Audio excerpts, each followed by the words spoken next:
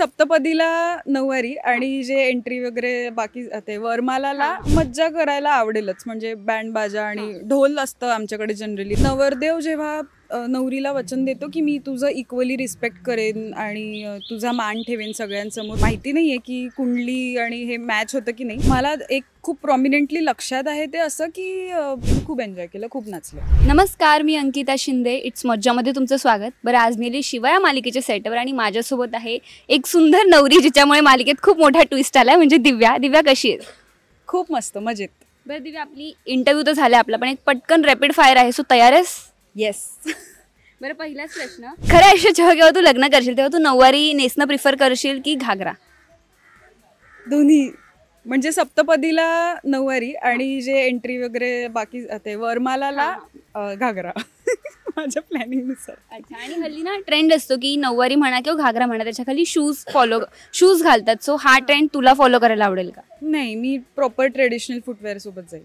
आणि हल्ली हळद म्हटलं की खूप ढिंच्याक हळद असते किंवा एकतर आपली पारंपरिक हळद असते, जिथे फक्त नॉर्मल ज्या विधी असतात त्या केल्या जातात. तर तुला काय आवडेल ना? धिंगाणा वगैरे आवडेल की शांत मस्त आवडेल? आधी जे सगळं ट्रेडिशनल पारंपरिक हळद जी असते ती, आणि त्याच्यानंतर हवं तर मज्जा करायला आवडेलच. म्हणजे बँड बाजा आणि ढोल असतं आमच्याकडे जनरली. हळदीच्या दिवशी ढोलताशा असतो, मग ते. बरं, डेस्टिनेशन वेडिंग की घरच्या घरी साधी सोपी?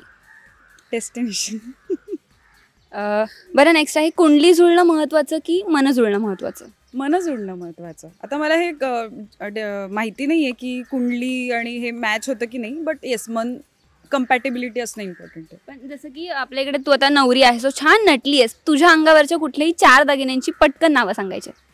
बुगड्या, नथ, बांगड्या आणि पैंजण.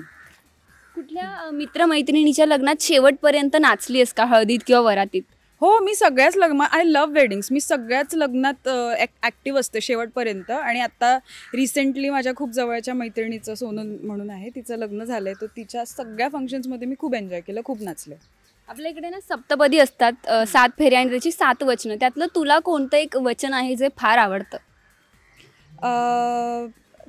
मला एक खूप प्रॉमिनेंटली लक्षात आहे ते असं की नवरदेव जेव्हा नवरीला वचन देतो की मी तुझं इक्वली रिस्पेक्ट करेन आणि तुझा मान ठेवेन सगळ्यांसमोर, तुझी साथ देईन, ते. अगदीच. पण ना, लग्न झालं की मुलीच्या अंगावर मंगळसूत्र असतं किंवा काही ना काही ती सौभाग्याची खून असते, पण मुलांच्या बाबतीत तसं नसतं. सो तुला असं वाटतं का की मुलांसाठी काहीतरी हवं, किंवा याबद्दल तुला काय वाटतं?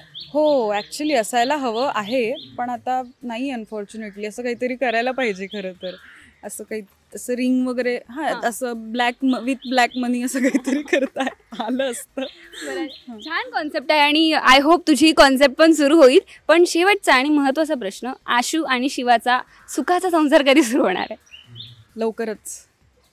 Thank you so much. खरंच खूप रॅपिडली उत्तर दिली आणि वन्स अगेन खूप गोड दिसते. खूप साऱ्या शुभेच्छा. थँक्यू.